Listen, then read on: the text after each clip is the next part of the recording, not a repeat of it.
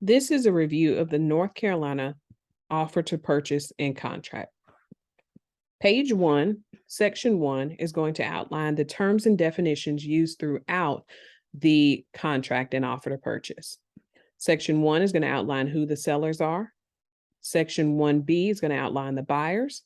1C is going to give information about the property that the offer is for, including the street address and the legal description of the property.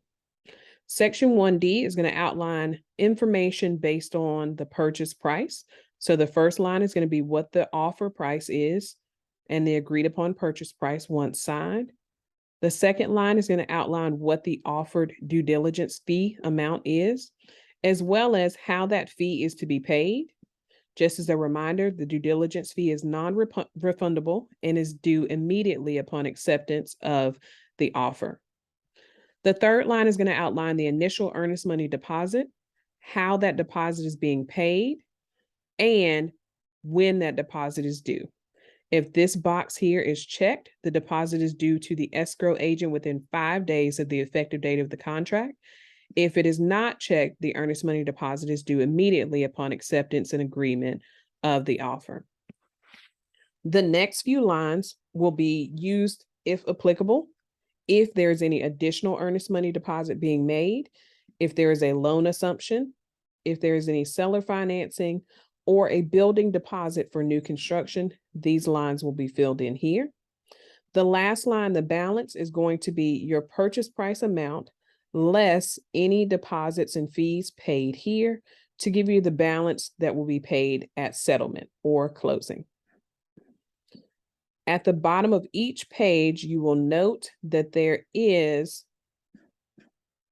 a section for the buyers to initial and for the sellers to initial. We look at page 2 of this document. We're going to continue with the outline of the definitions.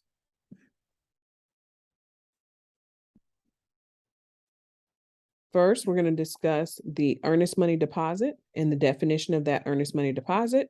Section 1F is going to review who the escrow agent is, and that will be filled in here. The escrow agent is typically going to be your settlement or closing attorney or one of the agents, real estate agents firms, whether it be the buyer's agent firm or the listing agent's firm. Next, you're going to have the effective date. The effective date is going to be the date that the last buyer or seller initialed and or signed this document. And that communicated acceptance of the offer, therefore creating the effective date of the contract. Next, you're going to see due diligence. That is defined here, as well as the due diligence fee and the definition there. Again, due diligence fee is non-refundable. Here, section 1J, you're going to see the due diligence period. This line is going to have a date that is considered the end of the due diligence period. The end time is always going to be 5 p.m. sharp. Time being of the essence means that 5 p.m. is not a flexible time. So whatever the date here is listed, the due diligence period ends on that date at 5 p.m. And we'll discuss that further when we get further into the contract. Page 3, again, we're still continuing with our definitions. So the definition of a settlement, and then the settlement date, often referred to as the closing date, will be defined here in section 1L. You do have some additional information and some notes that will give you clarity on some of the definitions, notes, and warnings. Those will be in blue or red boxes. Next, we're going to outline what closing and that definition is in section 1M, as well as special assessments that is defined in section 1N. Section 2 is going to outline fixtures and exclusions. A fixture is going to be considered anything that is physically attached to the home and is owned outright free of liens. Fixtures, you're going to see specific items outlined in section 2B. Common fixtures that we see in a property are going to be an attached security system, a built-in microwave, a basketball goal that is attached outside to the concrete or built into the ground. ceiling fans that are attached. Again, things that are physically attached to the home and owned without liens. These items automatically stay with the property unless it is noted that they do not convey at the sale. If it is noted that they do not convey, they will be outlined in section 2E for any items that do not convey at the sale of the property. The next section, item 3, is going to outline personal property. Personal property would be things that are not physically attached that will stay with the home if outlined and stated in this contract. Typical things that we see for personal property would be a refrigerator, washer, and or dryer. So you will outline and put those items here. If you are looking to purchase items like furniture, if you're looking to purchase items like a TV or anything like that, would be noted on a bill of sale, which would be separate altogether from this contract. Personal property is purchased at no value. Items that are listed on a bill of sale are usually purchased with a value associated with them. Buyer's due diligence process is going to be section 4. This is going to outline what the buyer is typically doing during their due diligence period. They are going to firm up their loan and pursue final approval for the loan. They're going to do their property investigation. So you'll see in section 4B, it outlines what a property investigation could include. This will be inspections of any or all parts of the home, review of documents. This could be if the home is in an HOA, any restrictive covenants, bylaws, articles of incorporation, rules and regulations, things of that nature. Also, they will be obtaining insurance and note the cost of that insurance, as well as an appraisal and or a survey to determine the property boundaries or if there are any easements or setbacks.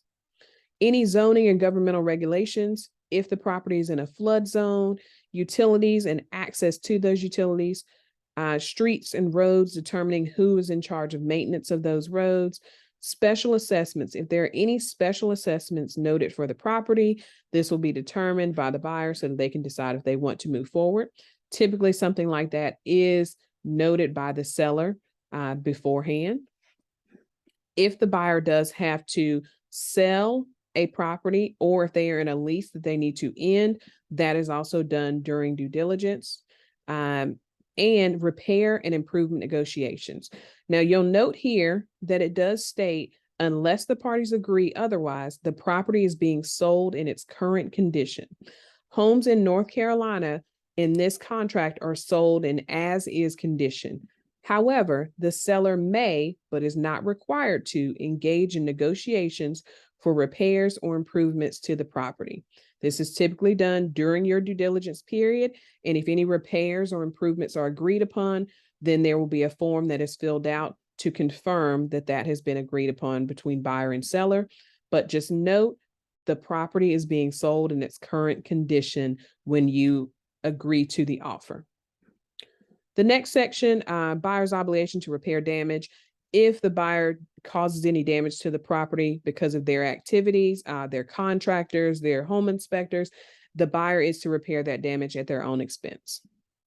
Also, the buyer can terminate this contract at any point in time for any reason or no reason at all. If they terminate during their due diligence period before that hard stop time of 5 p.m., then the buyer is to have their earnest money deposit refunded back to them. If they terminate after the due diligence period ends, the earnest money deposit is typically lost as well and stays with the seller. Section 5 is going to outline buyer representations. The first thing that the buyer is representing is how they are going to fund this purchase, whether they are going to fund with cash or whether they are funding with some type of loan, whether it be a first mortgage or a first mortgage and a second mortgage.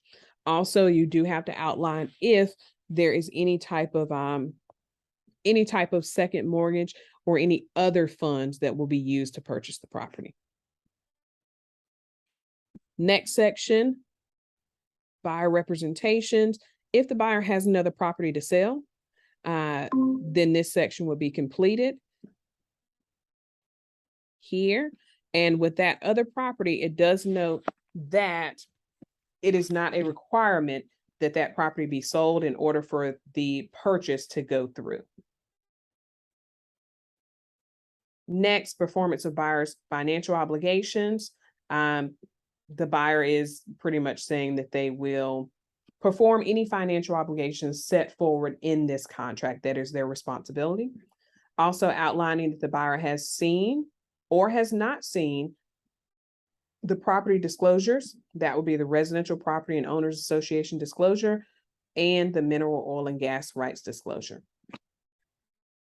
Next section that we're going to review, buyer's obligations. Again, the buyers to pay for anything, any costs associated with obtaining their loan, any charges by the owners association, appraisal, title search, title insurance, any of those fees, those are responsibilities and costs that the buyer is responsible for. Seller representation. Section 7 is going to outline what the seller is representing with this property, how long they've owned it, if the property is lead-based paint, if there's anything, basically if the property was built before 1978.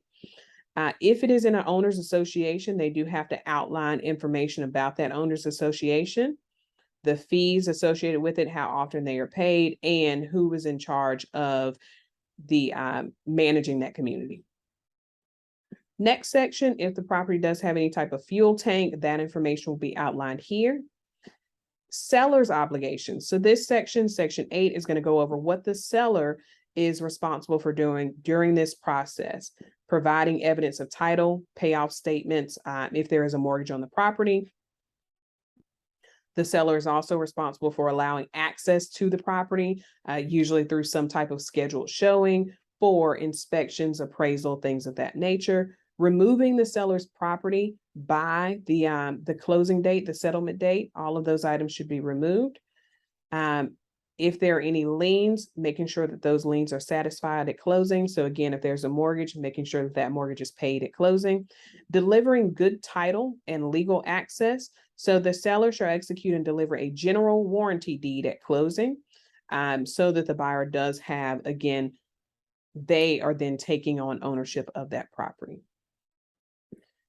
The next section here, if there are any deeds or taxes to be done, that information will be outlined as well.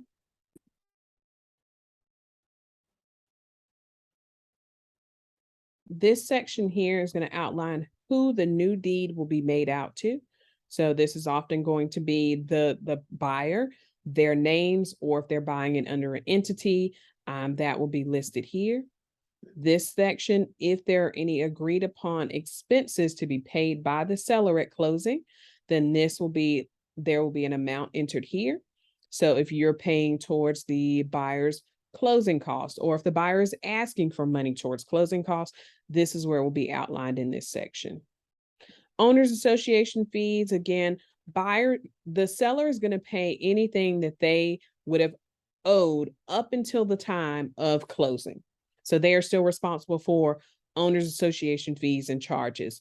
Any special assessments, the seller shall pay in full at settlement all special assessments that have been approved prior to settlement. Next here, you're going to see again, any negotiated repairs or improvements. The buyer is responsible for taking care of those, and those negotiated repairs and improvements shall be made in a good and workmanlike manner, and the buyer shall have the right to verify the same prior to settlement. Home warranty, if the buyer is asking for a home warranty, that will be outlined here. And if they are not asking for a home warranty, that will be outlined here, as well as how it is paid and for how much. If a seller is to breach the contract, this just goes over the remedies that the seller has, and it's actually going to refer you to a different section of the contract for those remedies. Section 9, charges by owners association. This just outlines who pays what. Prorations and adjustments. Again, seller is going to pay up until they have owned that property. Buyer is going to pay the remainder from the time they will own that property. So this just outlines how taxes are paid, how taxes on personal property are paid, rent, and then dues for an HOA or owners association. Condition of the property, again, condition of the property at settlement, often referred to as closing. Once the buyer signs, they agree that they are taking that property in the condition that they last saw it in. Delays in settlement and closing. This does outline that there is an automatic 7-day extension to the settlement date, as long as the delaying party is still moving towards closing. So there's an automatic 7-day extension in the contract from the date listed as the settlement date, as long as the delaying party is moving forward and still working towards closing.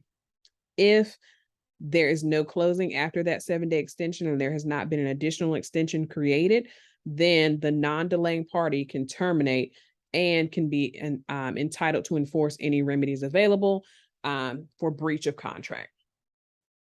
Possession, this just outlines if there's any exceptions made to possession, if a buyer is taking possession before the property closes, if a seller is keeping possession after closing, then this just outlines that that is being done, and there's a separate form attached.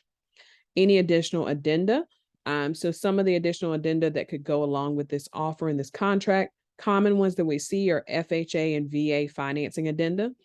Lead-based paint, again, if the property was built before 1978. Owners Association disclosure. Those are the common ones that we see, but again, these are all the addenda that can be added to the contract, and you'll just state if they are part of the contract. This goes over loan assignments, tax deferred exchanges, who the parties are of the contract, survival. This entire agreement can be changed at any point. Again, everyone would need to sign off on any changes. And then the last section, execution. Again, this contract may be signed in multiple originals or counterparts, all of which together constitute one and the same instrument. This goes over how we computate days and times of days. And then again, your remedies. So if a buyer breaches the contract, these are the remedies that the sellers can pursue. If a seller breaches contract, these are the remedies that the buyer can pursue. And then attorney's fees if there are any legal proceedings brought on by a buyer or a seller, and who is responsible there. Last couple of pages are really just going to be your signature. So all the other pages you've initialed at the bottom. However, on the last few pages, you're actually going to sign, again, agreeing to the contract. And then we do have a wire fraud warning, how that affects buyers and sellers. And this page here, just notice of information. You're going to see the buyer's information. You're going to see the seller's information. If there's any notice to be delivered, we need to have an address to send that information to. And then the agents involved, this is where you will see their information. The selling agent is the buyer's representation. The listing firm is the seller's representation. And the last page of this agreement is actually signed at the very end, or sorry, once the fees are delivered. That last page, page 16, is going to outline who is responsible for what fees. And once those fees have been delivered, then the buyer or the seller is actually signing off stating that they have received those fees. And that is page 16 as shown here. Again, if the listing agent received the due diligence fee and then delivered it to the seller, this is acknowledging the listing agent received that fee, how much it was for. This is acknowledging the seller received that fee, how much it was for. And then the escrow agent, once they receive the deposit, they're going to outline how much it was for and sign that it was received. And that is the overview of your North Carolina offer to purchase contract. It is 16 pages long. Again, anything that is stated in this contract is explicitly defined in section 1 and throughout the entire contract. Pay attention to your blue blocks and your red blocks, as that is important information. And if you have any questions, reach out to your agent.